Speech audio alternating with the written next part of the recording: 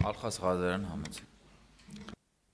Շնորհակալ եմ շատ, պարոն Թորոսյան, առաջին հարցին միանգամից անդրադարձակ եւ պարոն Հովհաննիսյանը եւս թոշակառուների հենաշարժողական խնդիր ունեցող քարտերի առաքման եւ այլնի հետ կապված։ Երկրորդ հարցս, որ շատ կարեւոր է, երբ մենք անցյալ տարի էր կարծեմ գործարկեցինք անուսալի վարկերի աջակցության ծրագիրը, ես կցանկանայի մի քիչ այդ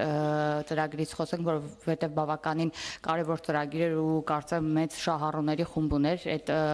ծրագրից օգտվելու համար կխնդրեի, եթե ունեք տվյալներ նաեւ ներկայացնենք, տեսնենք ինչքան շահառու է այս ծրագրից օգտվել եւ եթե կան խոչընդոտներ այս ծրագիրը լիովին իրագործելու, ինչ կարող ենք որպես օրենսդիր անել այս առումով եւ եւս մեկ հարց էլ ունեմ, որ արդեն քաղաքացին է ուղղել, ավելի շատ հարց չի, ավելի շատ առաջարկ է, ես հիմա դա ընթերցեմ իրար հետ հասկանանք, Լիլիթ Հակոբյանն է գրել, աշխատանքային պայմանագրերի լրացուցիչներն այս պահին չեն պահպանում հերթականությունը։ Խնդրում եմ վերանայել այդ դաշտը, որպեսզի ամեն մի աշխատողի համար լրացուցիչ համաձայնագրի համար լինի նախորդի շարունակությունը։ Ավելի կոնկրետ, օրինակ, եթե մեկի համար սարքում ենք լրացուցիչ համաձայնագիր 001, մեկ այլ աշխատանքային պայմանագրի համար լինում է 002 եւ այդպես շարունակ, շատ ճիշտ կլինի, որ ամեն մի աշխատանքային պայմանագրի համար սկսվի 001-ից եւ հերթականությունը պահպանվի, սա ավելի շատ առաջարկ էր, որը կարող է առաջարկում են կիրառել եւ եւս մեկ առաջարկել էլեկտրոնային պայմանագրերի թվայնացման վերաբերյալ է, որ խնդրում եմ, որ գործատուների լրազորված անձանց հետ կազմակերպվի եւս մեկ քննարկում։ Շնորհակալություն, տեսեք երկրորդ հարցից սկսեմ, ենթադրում եմ ձեր առաջարկը քաղաքացու վերաբերում է էլի էլեկտրոնային պայմանագրերին աշխատանքային, մենք խոսենք մեր գործընկերների հետ պետեկամուտների կոմիտեի, որտեղ համակարգը իրենց մոտ է եւ եթե հեշտացնելու, ջուրինացնելու այդ առաջարկը կօգնի աշխատողներին եւ գործատուներին, միանշանակ կանենք, այդ մասով միանգամից ուզում եմ ասել, որ մենք հիմա որոշակի խնդիրներ ենք տեսնում այդտեղ էլեկտրոնային ստորագրությունների ձեռբերման հետ կապված, որտեղ մենք ինչքան էլ ժամանակ ենք փաստացի տալիս մեր քաղաքացիներին, որ իրենք ձեռբերեն ID քարտ եւ էլեկտրոնային ստորագրություն, նրանք դա թողնում են վերջի օրվան եւ մենք հիմա հերթեր ունենք ID քարտերի ստացման ամիսներով նույնիսկ ու հնարավոր է մենք գանք եւ խնդրենք ազգային ժողովին այդ մասով փոփոխություններ անել, որպեսզի իրավիճակը կայունացնենք եւ սահուն անցում կատարենք, որպեսզի մարդիկ չզրկվեն աշխատելու իրավունքից միայն այն պատճառով, որ չունեն էլեկտրոնային ստորագրություն, նաև հաշվի առնելով, որ մենք նոր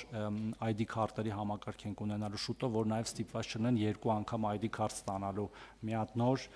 հետո էլ այսինքն հիմա եւ մի հատ էլ նոր տեսակի, մենք հիմա կառավարությունում տենց օպերատիվ պայմաններում քննարկում ենք, կարող է ձեզ խնդրենք նույնիսկ արտահերթ ձևով այդ հարցին անդրադառնալ, որտեղ դա աշխատանքային օրենսգրքի փոփոխություն է նախատեսում։ Ինչ վերաբերում է անուսալի վարկերի աջակցության ծրագրին, մենք այո ունենք իդենտիֆիկացված մոտ 200,000 քաղաքացի,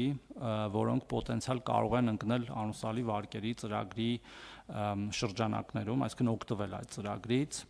եւ ի սկզբանե թիրախը եղել են հենց այդ քաղաքացիները, որոնց մեջ նաեւ կան արդեն իսկ մոտ 40,000-ից ավել աշխատող քաղաքացիներ։ Բայց իրավիճակը եւ վիճակագրությունը մեզ ցույց է տալիս, որ մինչ օրս ունեցել ենք ընդամենը 8,000 շահառու։ Եւ գնացել ենք այդ հետևից, թե ինչու 8,000, հատկապես հաշվի առնելով, որ կան նաեւ ասացի 45 մոտարպես հազար, որ արդեն իսկ այս պահին աշխատում են։ Պատճառները շատ բազմազան են, սկսած նրանից, որ այդ մեր պատկերացրած 200,000 քաղաքացի մի մասը ընդհանրապես Հայաստանում չի ապրում, այսինքն ունեցել է, բայց ինքը այլևս չէ, այսինքն ինքը ուրիշ տեղ է ապրում եւ հետեւաբար հետաքրքրված չի այստեղ այդ ծրագրից օգտվելու եւ մաքրելու, հա, իր վարկային վատ պատմությունը։ Իրանք շատ են եւ մենք բավական երկարատև օրինակ երկրում փաստացի գտնվող անձինք 149,000, հենց հիմա կարդում եմ, էլի։ Որևէ գույք ունեցող շարժական կամ անշարժ 94,000 քաղաքացի։ Ես ինչ եմ ասում, որտեւ այդ արգելանքները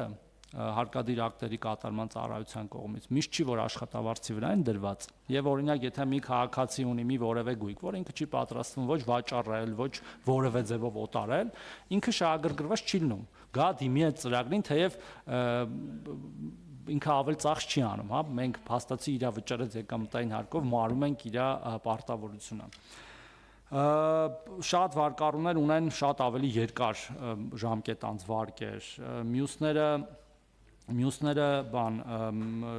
չգիտեմ, ինչ որ այլ պատճառներով չեն ուզում եւ կարճ ասած այդպես փոքրացրել են եւ հասկացել են, որ իրականում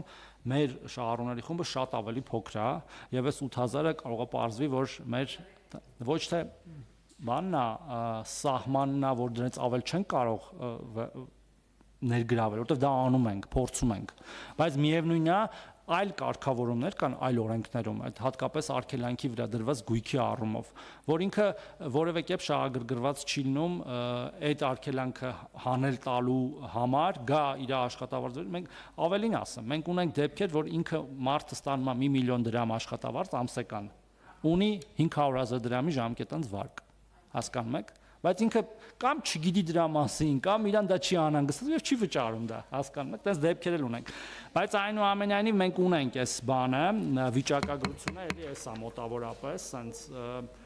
8000 է հասել գումարային, բայց մի մասը արդեն վճարել են եւ ավարտվել է իրանց վարկը, մի մասը ընթացքում դուրս են եկել ծրագրից տարբեր պատճառներով, որտեղ կորցրել են աշխատանքը եւ հետեւաբար եկամտանյակ չի գեներացում, կներեք, որ երկար են պատասխանում, բայց թեմաները